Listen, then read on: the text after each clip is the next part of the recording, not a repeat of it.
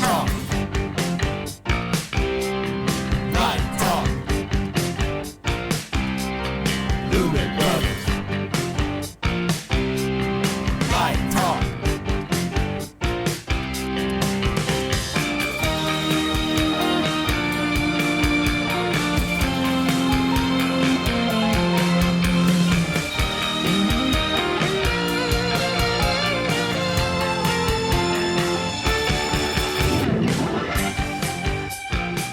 Hey, this is Steve in Dallas, Texas.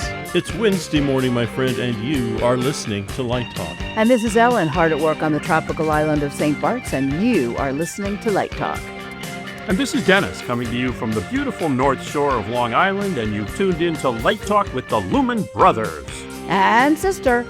Oh, that's right, Ellen.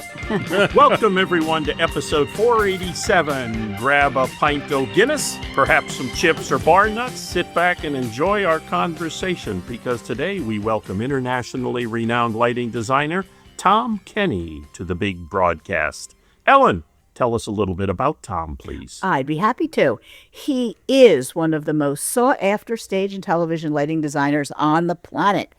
With a career spanning 4 decades, he has created lighting for an extraordinary roster of artists and organizations, including David Bowie, The Who, Page and Plant, Eric Clapton, Elton John, U2, Paul McCartney, George Harrison, Ringo Starr, Shakira, Coldplay, Beyonce, Taylor Swift, Lady Gaga, BTS, Dua Lipa, Olivia Rodrigo, Bruce Springsteen, Ed Sheeran, Madonna, Michael Bublé, and who else is there? Oh, many more.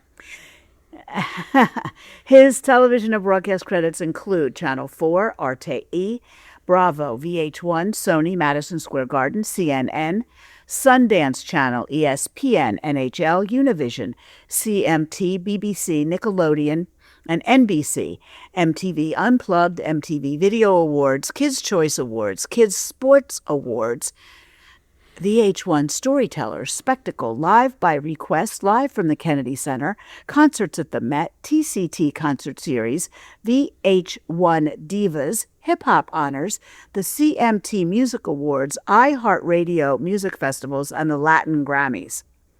Among his landmark productions are the 1993 Eurovision Song Contest, viewed by more than 120 million people, the Beijing Sports Awards, broadcast to an audience exceeding 1 billion, the Obama Inaugural Youth Ball, the National Christmas Tree Lighting at the White House, the Who's Super Bowl halftime show as creative consultant, and many more.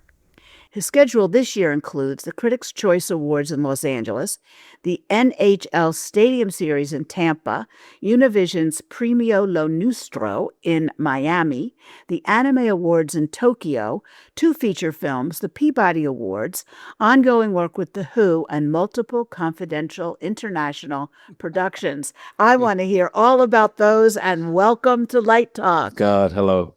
Hello, Oh, guys. my God. How do you have time to even breathe? No, I was thinking Dennis is probably thinking of all the invoices that he could have got from that. And all the paperwork. Unfortunately, I'm very, very fortunate to be married to a very smart lady who looks after all that stuff, which most of us, I don't know, are not very good at. I don't know about you guys. Probably Ellen is probably the smartest of us all. I don't know. But no.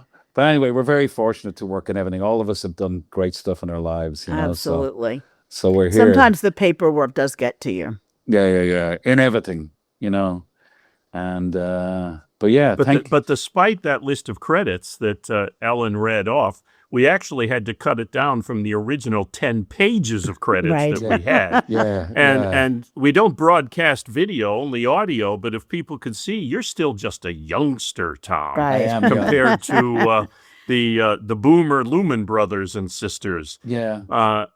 Let's face it, you started out in show business when you were, 13, 12, yeah, 14? Yeah. Something like that? I was very fortunate. My family are all musicians, like folk, traditional musicians. And my dad and they couldn't get me to be disciplined enough to learn musical instruments. And at the time, I had the top guys in Ireland trying to teach me fiddle or this or the pipes or anything like that. And I just wasn't interested. And then one day I went to sort of competition, talent competition, and the guy was pushing around a box. He says, "Hey, you doing anything? Help me." And I was about 13 or 14, and I just loved it. And then the following week, he says, "Hey, you up to it again?" And about 4 or 5 times this happened. And then it was the summer of whatever it was, 1980 or 79 or something like that. And my mother said, "Some guy called John called for you." I'm like, weird getting a call from an adult who actually was only 24 at the time. But he says, "Tom, I got this little band called U2 and they're about to do some bigger shows. Can you help me a bit?" So Hold 1 second. This would have been what, about 1980 maybe? 1979, 80. Okay, all right. And so I just started, in that, and I was working in all sorts of stuff. And it just, because I don't know, you all guys are Americans and you grew up here, and obviously you grew up in the city, but I grew up in a little island country of Ireland, which has like, theater, great film, great drama, great, everything going on, shows, fashion shows. And to make any money, I just said yes to everything and just did everything. And because it was a small country, they'd go, "Hey, listen, you're doing this next week." It was a different world, So by the time I was 19 or 20, I'd done everything. I worked with loads of people, but still was only 19 or 20. So Did you like drop out of school or something? no, Did well, in my mind, I remember once, it's funny, 1980, I just read it the other day, the Police, they were on one of their biggest ever tours, and I just happened to be working on the stage crew and helping out. And they did this huge show in the Guinness residency in Ireland. And everybody from the school went to it. And I wasn't in school the next day, obviously, because I was taking all the stuff down. And I went to a sort of a strict, but it was a great arts school, which was run by the Christian Brothers, who were pretty tough guys. And the main guy goes, "Hey, who went to that show last night?" to sort of give him a bit of grief. And everybody sort of put their hands up and said, one girl puts her hand up, "But I know somebody who worked on it." And when I came into school a couple of days later, he said, "Now I know why you're always missing." So he gave me, I was allowed, I could get away with it. You know what I mean? So I was fortunate. And it was a very small country, Ireland, as well. Like, not what it's like today in the sense of, but you were allowed, I think, the fact that people said, "Hey, come on, help me here, help me there." You don't get that. Well, today you don't get it as much. I think when we were growing up, you might have, "Hey, I need some help. You're only getting a t-shirt, or need some." Right, right. I see some of the people today, we only get a t-shirt or they take our t-shirt, but or we owe them a t-shirt. But yeah, I was lucky, Dennis. I was lucky that I started there, and then I was told by 3 people, "You've got to move away." And I just, my girlfriend at the time wanted to move to London. So I went to London. I started all over again. So So you didn't really have any formal training. no, Like in this no, country, you no, get a BFA or an MFA, and you're no. working in college. You went to the College of Hard Knocks, as Yeah, it yeah, were. yeah. Apprenticeship, I suppose, in the sense of mentorship. And I worked for it. We all know everybody's different. Lighting designers are different. I had this one guy who was a really top theater guy, unfortunately not with us anymore, and he did every amazing theater show in Ireland and London, and he was the original guy who did Riverdance. And when I was leaving, I said to him, "Hey, can you give me a letter?" And he says, "I'm not giving you a letter." I said, "Why?" He says, "Because you come back and take all my work." And I'm like, that's not how it works. You're a brilliant lighting designer who does theater. He said, "No, Tom, you're going to go away and come back." But yeah, And you did. I did, and I did. But that guy, it's a different level, a different. You know what I mean? When you got that amazing theater guy before moving lights, right? Before the music business gave this great help to theater, and we learned from that, and they learned from us. It was like Dennis. I've seen you focus a lot of lights. And you know what happened? It's funny because the way life goes, about 20 years later, I'm in this massive Cleveland arena and this really big stagehand. And we had about 400 park hands on an Eric Clapton tour and a load of Verilights. And he said, "Can you go across the road and tell that guy how to focus lights?" And I'm like, "Why?" He says, "Because you've just focused park hands, all these park hands, because we had to be finished by 2. You focused them in like 30 minutes. And I said, yeah, but I've got four guys up there. And he says, no, no.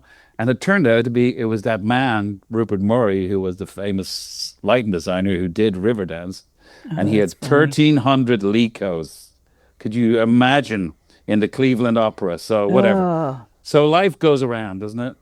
It goes around. So yeah, that was the start. what was it like working with you two back in those days? They were exactly how they are today. They were the nicest guys, really tight. What they had though, they still had all they then and to this day, they still have their cool school friends and high school friends around them, which is very unusual for a band. And they were great. They were always even though they were just starting off, you could see something and it sort of catch you out. You're like, wow, there was definitely a lightning in the bottle. And that was then. And I worked with them over the years since and on different things. And their shows then were amazing, and the guy that had helped me get involved. And I just did club gigs and theater gigs and some stadium gigs as they got older and all that, and some of the big videos. But the guy eventually, who was the lightning, said, listen, you guys need to get somebody else. You know what I mean? Because I've got to the point, which is very unusual, but he was a very smart guy. And he turned out to be the production manager, but that's where Willie came in. Or there was a few people before that, but that's where Willie Williams came in 1985, who creates the world. His mind is as good as theirs. Yeah, he's amazing, right? He's brilliant and a great guy. Brilliant What kind guy. of gear did you have for them in 79, 80? Well, we had some Parkans and some old Fresnels. But it's funny, the old Fresnel look, which I've used and we've all used as looks over the years, we were using them as actually lighting in those days instead of using them as props, so yeah. You know what I mean? So you sort of know about a sky pan, and it was just Parkans, and like I think one of the shows there was about 12 Parkans, and that's what it is. And I wasn't the lighting guy; I was helping John, who was the lighting guy, and we also they built a set out of plumber's piping and held together with stands. It was funny those days. They always wanted to have something visual, and look at them today, like it's unbelievable. Even in those days, they wanted to be different, and I think that sort of passion has kept them all going, so whatever. But they were just always great. I find it interesting, Tom, that you're reading the trade journals, whether it's Live Online or PLSN, and they have light plots for shows. I just happened to be looking at the light plot for the latest tour of Bad Bunny, and I think there's beautiful, 2,600 lights. Yeah. And I'm like, oh my God. Yeah. Now, granted, you've done arenas, and I'm sure you've had up to 1,000 lights or Yeah. so on these jobs. Yeah. One of my favorite designs that you did, and it wasn't even in your bio, was for Celtic Women. I think it was the Believe tour years ago. Yeah, that was great. And I saw that at Radio City Music Hall. I'm exaggerating when I say you probably had 12 or 13 lights, and that was about it. I think about three trusses, yeah. It was a beautiful show. Yeah, it was a yeah. beautiful show. And I think someone like yourself, who's a designer of your note, how do you arrive at the designs you create that are so beautiful, especially considering you didn't have that training or that background? You kind of worked your way up from a technician. I mean, what is your superpower that gives you this? I think I sort of, it might be right for everybody. I think when I hear a song within the first couple of bars, I know what it's going to look like. And I've always been like that.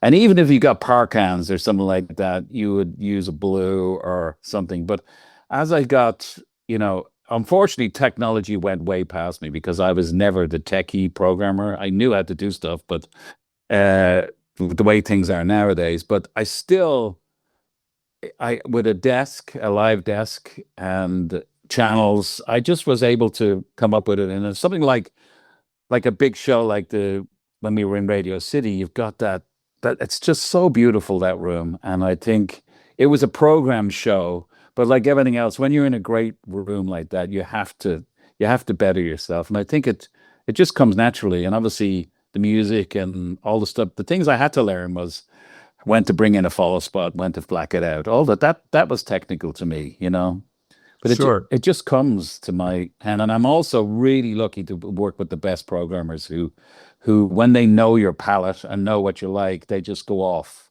And rather than go from Q1 to Q300, they set it all up. They know how you look at, and if you're working with each other, as you all know, they know what you like, and it's a sort of communication between us all. Sure. You know, Interestingly enough, last week on our show, we had a question from one of the audience asking about he wants to be a programmer.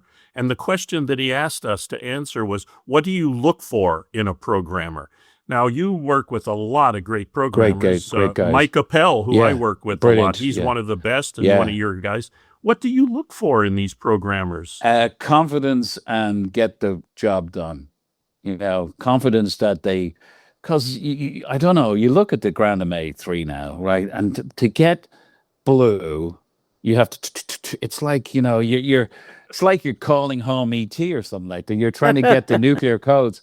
And I watched them, and like, but they have such a fluidity, like the Felix and Mike Appel and Fuji and all the different people I work with, Tiffany and Jessica and so many great people that I work with. They know the desk, and they know it's a different world now. But I think for a young person starting off, I think they have to get a job, working in a little theater, or go to a lighting company and say, hey, can I help out? It's the only way. You got to learn from the very bottom, because I find a lot of kids are learning from YouTube and things like that, which I came across recently. It's yeah, I would go to you need to be a nice person, which most of us are, and B, just learn how to all the mathematical things about programming. I think, and the only way to do it is practice. Do you think we've lost something since you began? Yeah. I mean, we're all of a certain age here. It's like going in the kitchen and your grandmother is not using a cookbook. She knows a pinch here, a pinch there, a little taste of this. Yeah. And we're in a position now, it seems like everyone wants to look at the cookbook. There was so many see. jokes there, Steve, and I can't say it. But anyway, carry on. I think what it is, though, Steve, is that the people, if you're working with someone as good as the people I work with, and there's like 20 people in the world that I work with, and they're all fabulous, their expertise in the programming, it's just getting, like, when you think of what a moving light can do, when you think of when we first started, I was fortunate because I worked for Eric Clapton and I worked for The Who, and and eventually worked for Robert Plant and Jimmy Page. They were the people who put the money, and innovators, and, you know, of moving lights, Shoko and all this sort of stuff. So I was the young guy around a lot of older guys who were going, who's this guy? But I got to see moving lights from the very, very beginning, like we all did. But I think what's happened now is that a lot of people come into it and they've already know how to program, but I think it's the people that can know exactly how to use every fixture or every trait of a fixture. They're the people who are the best. And some of them just want to keep on programming. Some of them, like all the people I work with, turn into be brilliant lighting designers themselves, and they just carry on. But they've got the fortune of, I never had anybody to look. I just saw stuff and was thrown in at the deep end. You know, hey, you're doing this. You know, it's like Kieran, wonderful Kieran, another great Irish guy, Kieran Healy. Do you know Kieran, Dennis? No, I know who he is, but I've never met him. Anyway, he's done everything, American Idol, done everything. And he was one of those guys, I remember in the 80s, he used to do these live concerts. How he got his job in lighting is The Who in Madison Square Gardens. They're all there standing around, and the lighting designer, his visa didn't come through. And they said, hey, who could do lighting? And Kieran went, you know, I've done a bit right. You're the lighting designer. You know, and it's funny, and he upped his game and became who he was and done fabulous work. But I think if you're that adventurous type person, but what I find today is a lot of people don't look up. They don't look at the stage, you know. It's all this, you know what I mean? Yes. And because, as you said, Steve, there's all these little things that help you to get there. But the most basic thing for me would be a single follow spot and a backlight and all this stuff that we're well known for. all the huge stuff is fantastic. It's like cooking a big Christmas cake or celebrity birthday cake.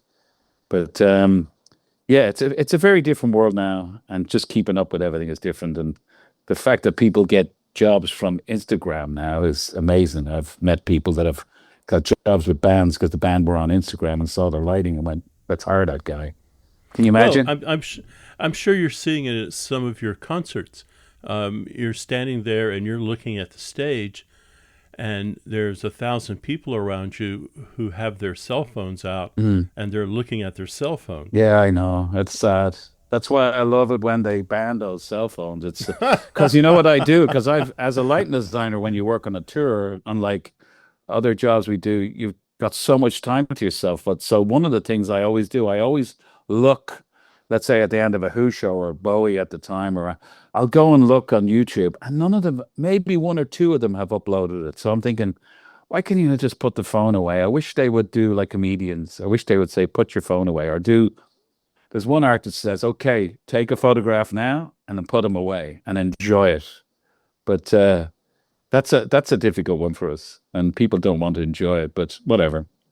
Well, that's cheap advertising too, Yeah, cheap marketing. it is. Yeah, it is. But it's amazing, but like what we can do now. God knows what it's in the future for lighting. Hopefully it'll all be still human beings, because I have seen machines try to do what we do, and it's just not the same. But you know, as you said, Steve, it's like having the big cookbook taken away. I'm not in the rarefied air that you're in, but I had someone who will go nameless who is in your rarefied air, and he swears that when he looks at a stage, he can see where the human touch is and where the machine touch is. Yeah, I tell you, what everybody loves is the opening of a song, or you know, when the song's into it, it's you're enjoying yourself. You hope what we're doing is complementing it, and it's like, speaking of Wendell and people like that, it's like that. Sometimes that one look for me is more powerful than all the lights in the world, you know, and it's a. I can see what you're saying, that human touch, but you know, there's also, who will remain nameless, some shows out there, and my friends who are programmers and designers have nearly gone up with their family. Are, okay, can you stop, please? I'm trying to enjoy myself. So it does become ridiculous, you know. You mentioned briefly Wendell Harrington. Yeah. How do you feel about the craze now? I mean, you go back to the Who's Tommy and the use of projections in shows, especially when Wendell created Tommy, The Look of Tommy on Broadway. Yeah.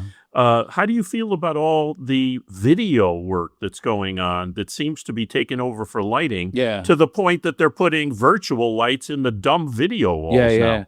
Yeah. Listen, we've all grown up with it, and just recently, I worked on a movie, which I can't really talk about, but they have a real set. They had a real set. They spent a lot of money on a real set. And then we went from that to a virtual sort of thing.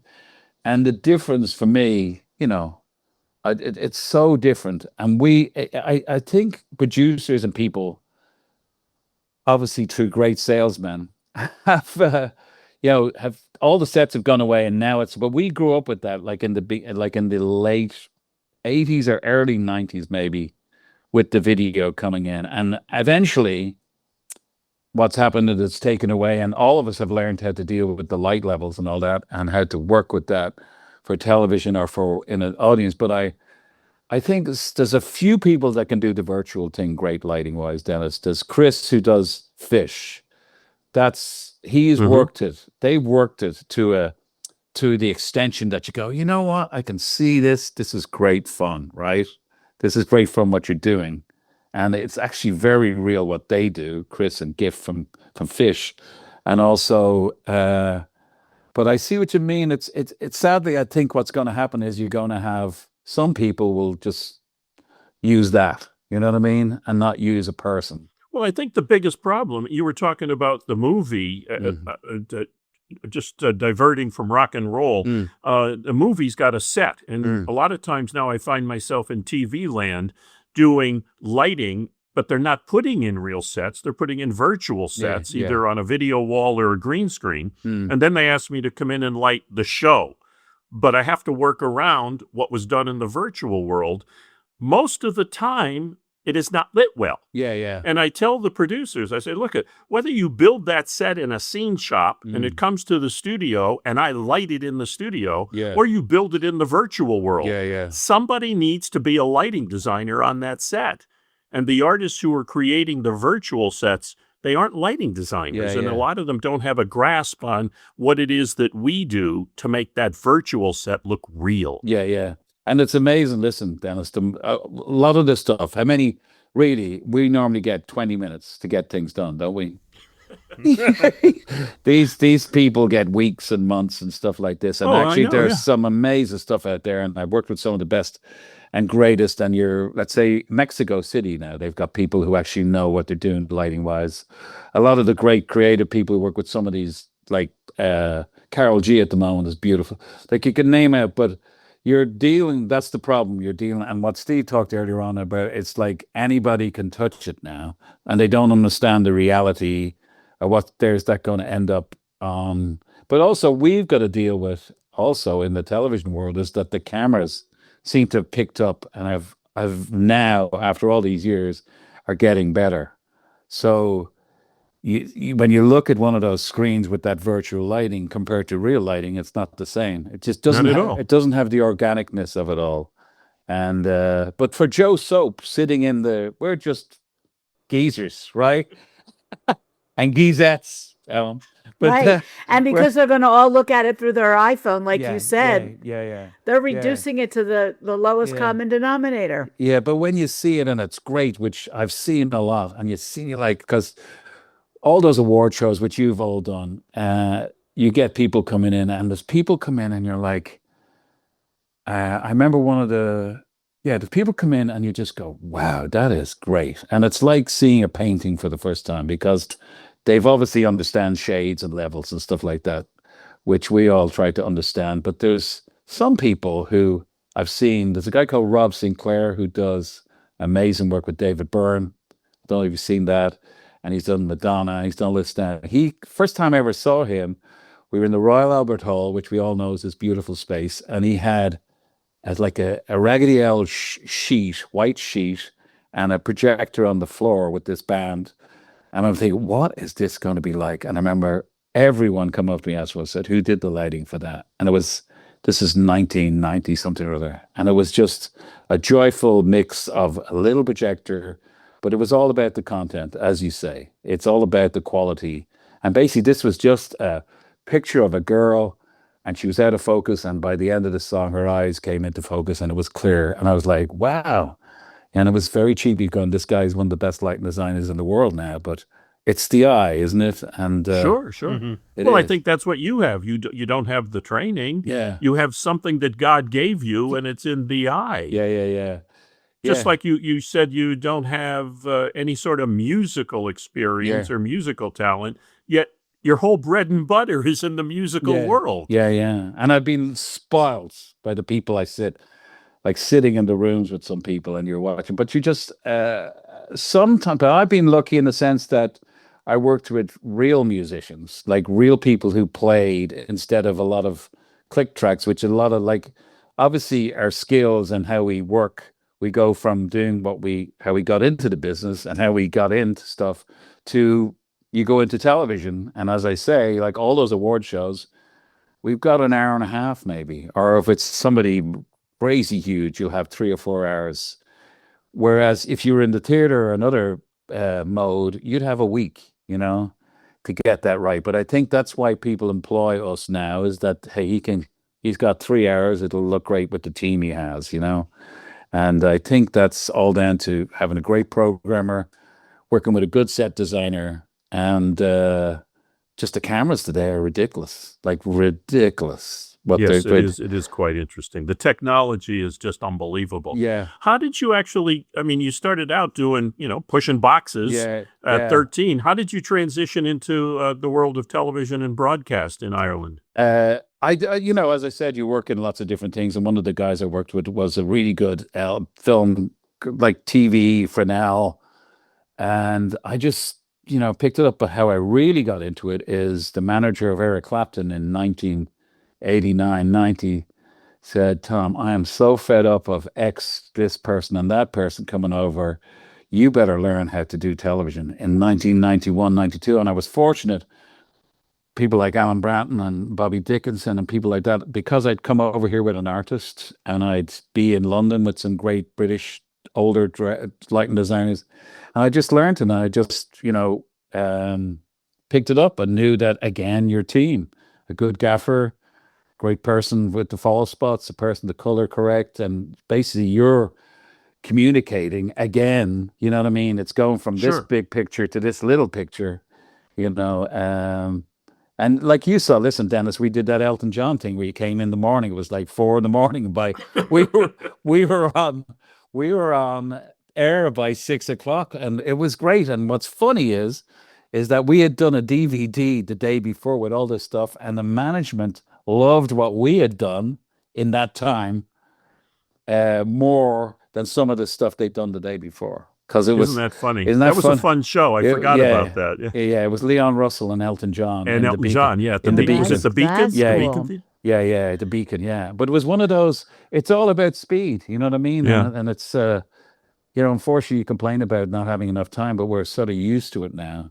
But I think for everybody, once you got that base look in lighting, once you've got the base look, it's like, as you say, baking a cake, Steve. Once you got that, where it's just all about all the little other ingredients that you can put in and to make it better and make it, more lush or more, elegant.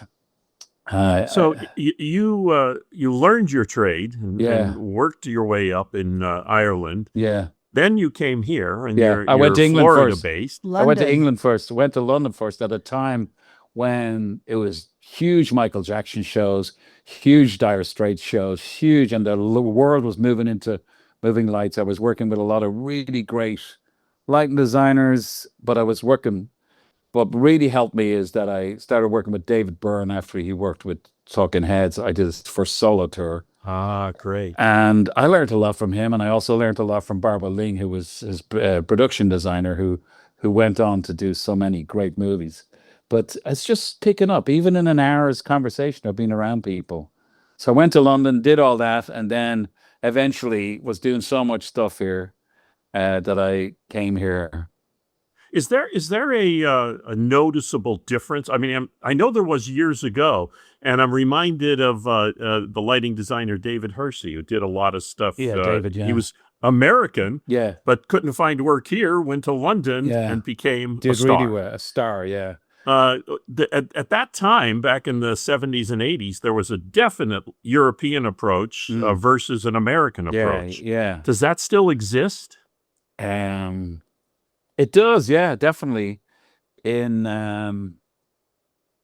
it does. You are right. I think it's the cool. I mean, I don't know what it is. I just no, you are right. I see Tom Sutherland come over Yeah. and do something, and Yeah, I yeah. wonder, Yeah. Or as you were saying, Bob Dickinson would go over there and do something, and it's interesting Yeah, the and way Alan would producers. come over, and it's funny because they used to go, "The Yanks are coming," You'd build up this, and then they turn out to be the greatest people, and you'd learn an awful lot. But it's funny, they'd say the Yanks are coming for a big production. That's funny.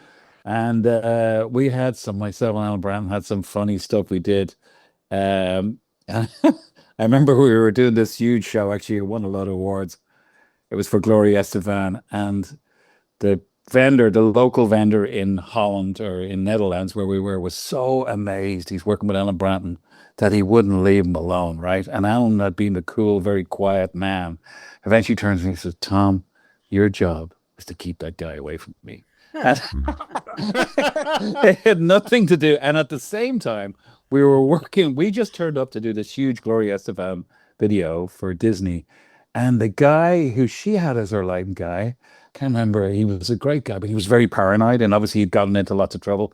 All of a sudden, these two guys, me and Alan, who were having a bit of a laugh and getting it done and whatever, he starts getting paranoid, and it comes up to me just before show. He said, "You're not here to take my job." And I went, "No, I'm only here with him for 3 days."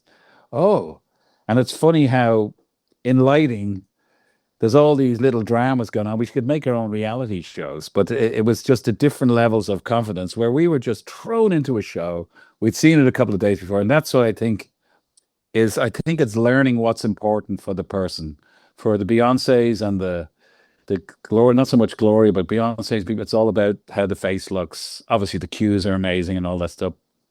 Different people want different things. I think it's like in every job, you learn what the client wants, and the fact that we get the biggest compliment is when a producer says, I never have to worry about you guys.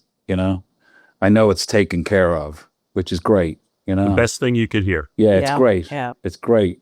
So, and that's confidence, and it's great, but I can't get the image of you and Alan working together. Oh, it's funny. He actually, when he was getting some big award, he invited me and Willie Williams. And he said, the first time I ever met you, Tom, I didn't like you. In Alan's funny way. But, listen, everybody's different in ways. I remember somebody saying about Bobby, and I worked with Bobby a few times. I'm like, that's different to what he's like, what that guy said. It's funny what people have. It's what people, it's like any human source where we just happen to be, it's a stupid business when you think of it. We turn on something and this energy comes out and people see. And an emotional reaction takes place. Right. So it's you can see, and I've again been lucky to work with some of the best creators and some of the best sound engineers, and you can see it's all in there. Same with actors, the same with directors. I work with all the best directors, and I could name drop all day, but I've been around them all. And but every one of them is unique in their own way. I mean, look at yourself. Yeah. Everybody loves working with you because you're such a great guy. But you're self-described, as you call yourself, a cheeky bastard. Yeah. Meanwhile, but I was when I grew up though, so I went from Ireland was like we're just getting on, getting jobs. We had a laugh, and I could write a book about that. But then you go to England, and I'm like, oh, this Irish guy is coming over here, right? To England, and normally the Irish in England, we go and do all the hard work, like Italians and Irish and Germans, and everybody came over here. So it was funny, but I was lucky because a lot of people were busy at the time in London when I went there first. So I was fortunate to be seen by a couple of big promoters. And I remember this guy said, hey, Tom, can you be in an office tomorrow at 2:00? I need to talk to you about something. I went in, and it was the guy who did Live Aid, Harvey Goldsmith. He said, listen, I've been friends with Eric Clapton for years, Tom, and you have to be his lighting guy. You've got to be his lighting guy. He needs somebody to look after him. And that was in 1988 or 89. And first places I went to, and I was surrounded. I was 20 something and everybody else was 40 something. And the whole time I'm going, God, wow, everybody's old here. You know what I mean? And I was like the cheeky bastard having a laugh, but whatever, they liked it and move it. Then you go into, when you join a club like that, you're into another club. You meet the Phil Collinses, the George Harrisons, all that stuff at that level, and then you meet the David Bowies or whatever. Today, there's so many artists. I don't know how people keep up with it, But I think it's just being as nice as you can be, as funny, as nice and organized, and then a false spot blacks out and you freak out. You know what I mean, Right. Dennis? So you can be the coolest person. Or it's like you see it, even the best shows in the world, that little spot bumps off, and you're like, hey, it's not anybody's fault. He was probably taking his phone out, but you go nuts at the time, But we're all basically adrenaline junkies on all of this. yeah, But let's face it, and it's obvious. Anybody who's worked with you knows that you're just so passionate about the work and about the end result. What is it in your heart of hearts that you enjoy most about this? I think the enjoy most about it is that it's like going to war, which sadly we're going through a lot of that, but you've got 3 months of hanging around and then 2 minutes of hell. And I just think that a reaction when it goes wrong, and I've got lots of programmers and people who go, oh, yeah, I've seen you. But you know what I mean? It's like, I just like making everybody happy, and then sadly we don't get enough time to enjoy it. You know what I mean? Because it's like everything's like that now. You know what I mean? Even all those massive shows that are out there, it's like 10 minutes, 12 minutes. And then you see some of the stuff, lighting that's happening around the world, and it's amazing. I think it's just enjoying the process, enjoying people. when you're around the right people, and we've been around the right people, it's just fantastic, and it works out. It's like just a great mixture of people, and we're very lucky that we have that. Tom, have you worked at or seen shows at the Sphere yet in Vegas? Yeah, I did. I was fortunate to go to the U2 after, and I knew a lot because I'm friends with them still, and Willie's friends, and all the guys are friends. And I went to their first. I was originally involved with the building of it. MSG and Radio City asked me and Dave Natal, who's the Rolling Stones sound engineer, and me to be consultants, and we worked on it. So I knew a little bit about it. Then COVID came, and then I went to U2, was blown away. And then I did the NHL did their draft there. Okay. And and the strictness is crazy, Alan. Like, nobody tells you that it's like a Starbucks without coffee, right? That's my thing. Because you have to bring everything in, right? It's got a beautiful lighting system now. It's got amazing video, but you've got to bring the personnel in. There are people there, but you got to be, so you see some of the stuff that's going on. It's just ridiculous. But what's funny though?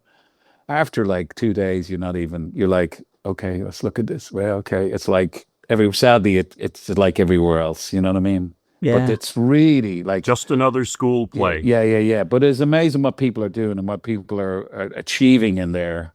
Yeah, I think I saw U2 Yeah. there and was blown away.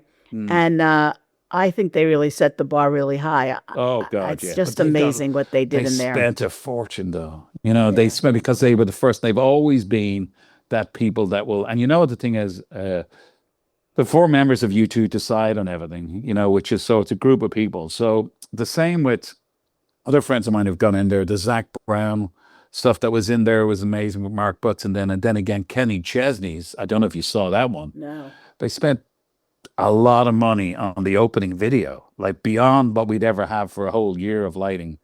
So it's created a lot of great, amazing stuff. But it's sort of got to a point that everybody's trying to top each other. I don't know. It'd be hard if you were a band that didn't have very much money, because you need to. The original idea was they were going to have a library of stuff like we used to have, like gobos, but footage. I don't know if they've got to that point now, that if you didn't have all that money in the world, but everything Or you is could ridiculous. use their stock footage. Yeah, but I don't think it's that way. With the NHL draft, where we did the first ever live TV broadcast in there, and the funniest thing in the world, Alan, but the most difficult thing was a microphone with one man talking in the middle of that room was difficult.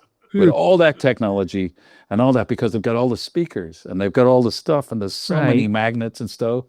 And it's amazing that you'd think, like, not everything's perfect, but it's just to try and do a one-man microphone in there is really difficult. Is all of that money that gets spent on those projects actually worth it? I mean, is there a payoff? I think now with bands, it's amazing to see what all the stuff we've seen has been amazing, and a lot of people I know work. There is a payoff, because now they originally were supposed to have one in London, which I was going to work on as well, and that got fallen through. I think. Well, let's see if Abu Dhabi is still around, but they're going to do one in Abu Dhabi and places like that. So the fact is that you have your program, and you can go to the next place, but they haven't built them yet. You know what I mean? That was the plan. I heard there was talk of building one in New Jersey or somewhere in the metropolitan area. Yeah, I think they were trying to get behind Madison Square Gardens and whatever, way off in the background to the west. They were trying to get somewhere there. Maybe it was. Oh, in the train yards. Yeah. Yeah. But it's a lot. The thing is, though, and why London went down is because it's the amount of lumens that comes out the outside. There's so much light. Where in Vegas, you can get away with it. There's so much light. Right. And it's also a big investment. And, U2, again, we go back to them. They were like the guinea pigs. And they went, we're going to do it. Alan, you saw it. It was amazing. And they could write a book. Willie and everybody that did it, fantastic work. Yeah. Willie is really funny, too, because there's a bird flying around in there. And he says, every night somebody calls management and says there's a bird flying around in there. And, of course, it's on the video. Yeah. With or without you, yeah. Yeah, it's funny, but to think, like, again, our business, you can actually, that one band you can say, went from having 12 park hands to what they're doing now. And that's the way our business has gone since I've been around, since 1979 or 80 or whatever, since I was aware of it. And it really has. And then I worked with a lot of people that worked with the Stones and all that stuff, from Shokos and all those things, and they building their own park hands and all that stuff. It's a funny business that we're in, that it goes like from that to that. And then you meet people that don't know anything about that. They went to college, but they don't know anything about how it started, And that's where we're fortunate. Yes, we are. We're We very are. fortunate, in a sense. And I think the fact that you may never meet people, but you know their jobs and you know their work and you know how cool or whatever, And yeah, yeah. And I've been lucky to be around so many great bands and so many great artists, and yeah, I've been really fortunate. Is the Of way. all the wonderful projects that you've done in your storied career, do you have one that stands out as being a favorite or something that you're most proud of? Well, every year there's always something, Dennis. I just did a show last year in the middle of the jungle, or in the middle of the Amazon, for Global Citizen. And it was in the middle of the Amazon. It was there was a big, huge climate conference going on, and Stu Fish, who do the Stones and U2's set, we all talked, and they made a set out of bamboo at the size of U2's stage or the Stones stage, and it was a real set to light. So that was one of the last. Every job you do is great. That, and then I remember a big Robert Plant and Jimmy Page show in Mexico City, where the band finished and the house lights came on, and I had a feeling that they're going to come back, and I could see from the lighting desk, and they're going off, and the torches and all this, and everybody's packing up. I went, no, no, no, no, don't go, don't go, don't go. And then the band came on, and the production manager, Roy Lamb, who used to be a lighting guy, goes, Tom, when do you want me to do the house lights? And I went, wait, wait, wait, wait. And Jimmy Page hit the guitar, and I blacked out the house lights, and the place went up 3 feet. Everybody elevated, things like that. And then I did a show in Africa where my headset went down, and the crowd passed my headset from the front of the stage to the lighting desk. Seriously, can you imagine? It's those moments and those stories that we remember the most. Yeah, Absolutely. no, there's many stuff like that, but whatever. We're very lucky. We got lovely people around. It's funny, you were talking about LDI and all that stuff, Alan. Yeah. I've only been a few times, and one of the best times was Susan Tesh. So I knew I was busy and said, you want to come down the day before? And then on the day before I went in, which was fantastic, because Right. people were just in the middle of they were still human beings. They hadn't been pulled apart by everybody. It was Right. it was like going to a tech Yeah. rehearsal. And I hardly ever go to those things, because I know, I'm fortunate that other LDs are the great vendors that we all have. We didn't have these vendors when we were all growing up. These great vendors now will go, hey, I've got this new light. Because I've always been one to, hey, give me a few of those lights and I'll use it on this show. And we'll demo it and we'll have the best programmers. So I've always been looking at, but when you think of all those manufacturers that at your shows, there was a little booth this one year, and then the following couple of years, the booth is huge. I could name Elations and the Robies and it's amazing how our business has gone that way, which is great. It's fantastic. But you dream of things like this. There was a place which is a boxing stadium, and they were all in Dublin, National Boxing Stadium, and there was actually a boxing ring, and they were really miserable, really old geezers that ran the place. And everybody played there, Dire Straits, Eric Clapton, U2, everybody. Was a real low roof. And they asked me this is 1981, they asked me to do their Christmas show. Like I was 17 or something like that. And the man who was the grumpiest man in the world, who was the caretaker, goes, Tom, we've got some lights. And this is 81, 82. Like, remember that timeline? He brought me back, and he opened up, and there's a VL1 sitting there. And I said, there's only about 30 of them in the world. He says, that American guy was a pain in the ass. So he left it behind. I never told him. So But there was a couple of power cans of VO, and I was thinking, oh my God, can you imagine the trouble those poor guys got into? And they're probably still to this. Actually, I'm hoping one of them is listening now and knows where that VL1 went to. You might get a phone call, Tom. That's funny. Yeah. But yeah, we're lucky like that. But I think I've always liked adventure, Dennis. And like you, I see where you're in, and you're in the most corporate craziness, dealing with all sorts of stuff. But it's still, at the end of the day, the lights look good. Well, that's what we do. That's what we do, and we're fortunate that way. I remember Elton John saying to me, here's another thing, Dennis, in your world. He said, Tom, I was doing Spectacle, this great show for Elvis Costello and Elton John. We did it in studio. We did it in the SNL studios, and then we did it in the Apollo.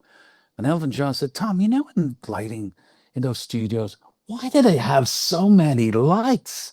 Why is there so many lights? And I said, no, it's probably because they don't have time. And somebody said up, no, it's all about money, Tom. It's got nothing about lighting. And he went, what do you need money? I went, oh, too long to understand. But yeah, but that studio, when you never think of that an artist would go, why is all those lights there? But you obviously plan it because you have no time. But it's also a great business, You probably know Jeff Amaral, who's the lighting designer. Oh, I love Jeff.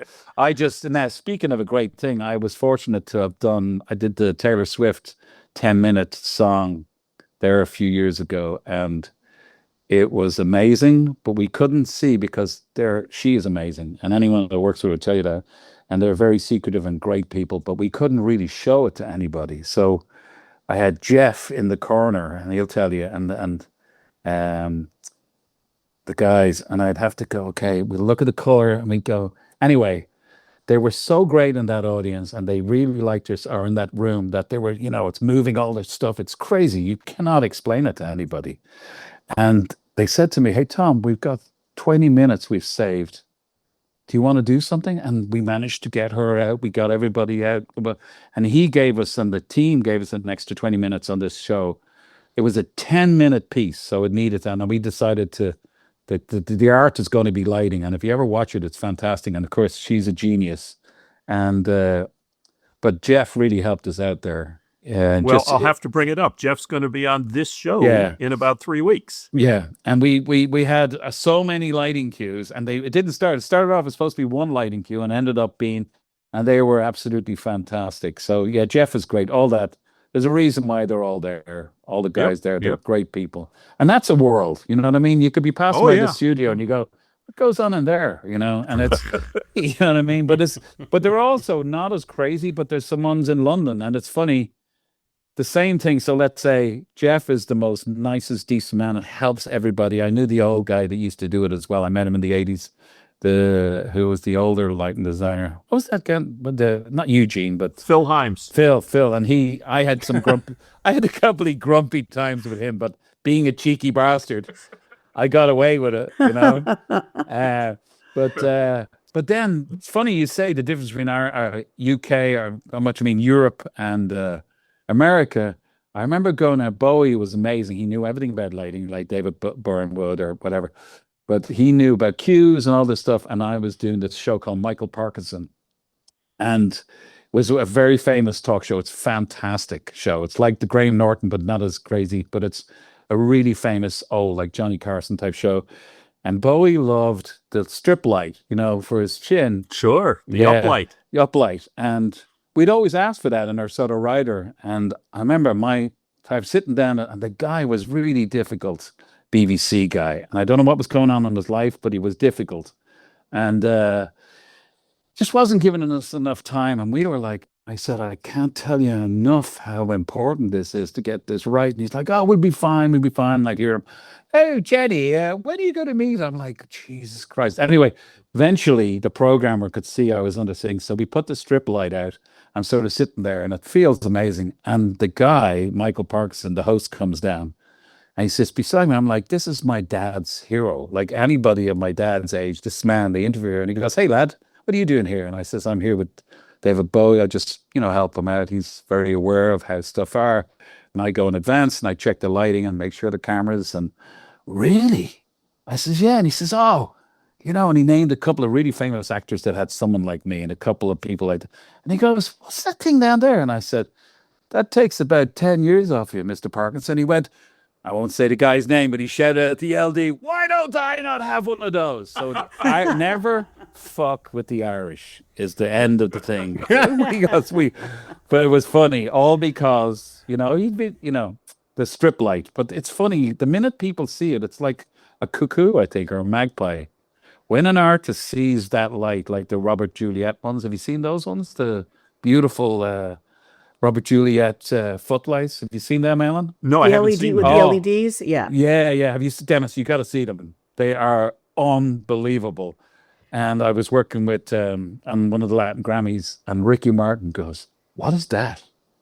I said, "That is this new French thing." He went, "Oh my God, I can feel it." And it's an LED strip light, and they're like this now. I use them as much as you can. Robert Juliet, amazing thing. Of course, the French, they get that right, but it's and then a couple of other artists, famous ladies, have gone, "What is that?" You know what I mean? And it's funny, they know. Yeah, of course they do. know? Of course, and most of them, and those that have been around a while, Yeah. if they come and they don't see their uplight, oh my God, there's hell to we've pay. been there, yeah. Or the camera light. Well, yeah, we've all that. We could all talk about that. But It's funny. hey, listen, it's great that they're into that. There's a couple Sure. of. It's great that they know what's important. I was fortunate to work with lots of great people. I remember Iman, David's wife, saying, "You know what I do, Tom? I sit in the darkest part of the restaurant." Says, "Why? A, nobody hassles you, and B, you can just be yourself." And there's a woman that has been photographed 1,000,000 times, and it's funny how people would take that into, and obviously different ladies and different men. It's all about their face and how they look. Other people, it's all about how the whole stage looks. And Sure. other people, they go, "Okay, how you doing, lighting? Okay, sound." You know what I mean? I love those people. And you know what? At the end of all this, there's nothing like a bit of feedback to get you out of trouble. That's right. Because I think they're starting to come towards you to talk about lighting, and then hang on, and they've forgotten about it. The minute there's an audio problem, I turn to my program and say, "Thank God, Yeah, now yeah. we won't be on the table." Yeah, Right. yeah. No, Well, let That's funny. me throw the last question at you for Yeah. the day. A couple times I have listened to you, and I think it's 3 times, you have said, "I have been lucky." yeah, I think you've made your own luck. yeah. So if you The were luck of the advising, Irish. Look. you were advising someone young coming up in the business, how do they make their own luck? Right. Yeah. How they make their own look. Be a good person, start with. Be informative. Communicate well. Be informed, communicate well, be enthusiastic. Because we meet people that are just they're not happy. And you would love to go, you should take another job. You know what I mean? And it's just, you know what I mean? And they come in, they're so stressed. Now, we all get stressed and we know what it's like. And if it isn't going well, you're like, "Oh my God." But normally it comes to fruition, or sometimes it doesn't. But I think patience, which I've never learned, even though we've been doing it a long time. I think just being a good communicator and realizing that everybody here has a part to play in making sure that light comes on and this comes on and this works. And of course, you can't explain the amount of times people have turned on the house lights when you're just about ready to do stuff. I think it's just expect the unexpected, Steve, I think. And if you could take that, you know what I mean? And even listen, in the biggest, most amazing things in the world, something will happen and you're like, "Oh my God," you know what I mean? And it's in those times that you really have to think about it. But yeah, just if you're a nice person and try and make fun out of it, because at the end of the day, and a couple of rock stars have said this, Tom, at the end of the day, it's just a concert for everybody to relax in. It's a different world now to when we were growing up. There was only a few big people that could afford stuff, but nowadays it's crazy, ridiculous. I'm part of it because we had so many huge lighting rigs, and some of the shows that I did, I was fortunate to have great vendors that would help us. But you were talking about the 1,000 lights, Dennis, earlier on. We were in LA years ago doing the VMAs, and they don't like us East Coasters or us foreigners coming into their little stretch, And we had the A-listers, amazing people on the show, and somebody said, "How many lights did you have?" And we had actually 3,000 bulbs, right? Because we had lots of, Set lights, sure. Yeah. And anyway, does an MTV News come in? And Michael Pell will tell you this. And they want to interview me. And I had just bullshitted through my...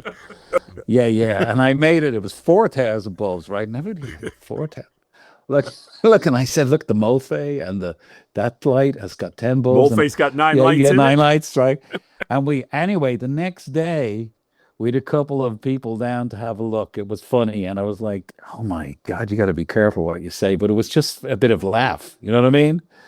The fact that but I think people can do more with 4 lights than they can do it with 1,000 lights, So maybe that's what we always strive for, that nice slow song or that nice piece of music or the beginning or the end, or, it's like any movie or, I think that's, Steve, if you can figure out the magic and it'll all work out, I think that's the way to do it, You clearly love what you do. Yeah, no, I do love what I do. There are times I hate it because your hands are tied, but it's like everything else. Everybody goes through it. My daughter, who works in a big hospital, my friends who are architects, everybody goes through what we go through, except for we go through, and there's like a lot of people looking at it where, or you can really, I've lit some of the biggest disasters in the world.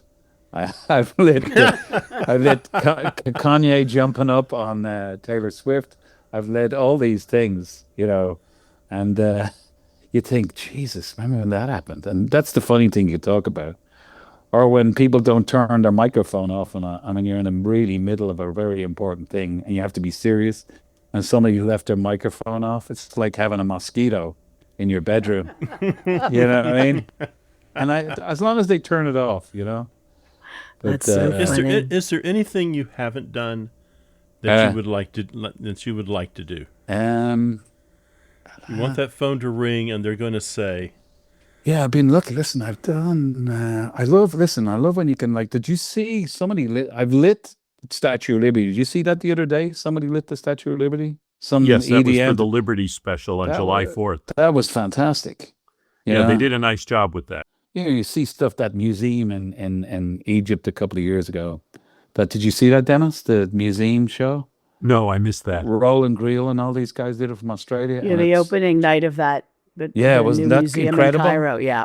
That was incredible. There's stuff like that you still see, and you go, wow, those people are great. And unfortunately, because I travel, I get to meet people like that, and they did great work, and hopefully people still keep going to theaters and turning on stuff. And, I don't see, listen, what's great for me is I listen to European news. I don't listen to anything here.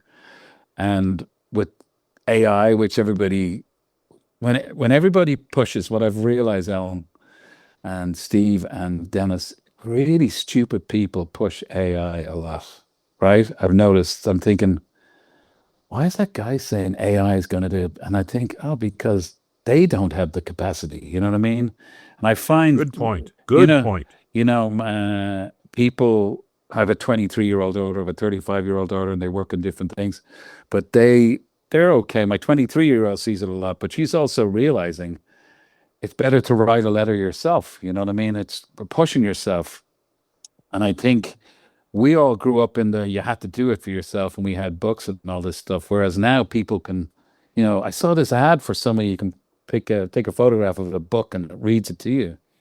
It's crazy. So I'm sure it'll creep into our world a little bit. But I really don't know how it can, you know what I mean?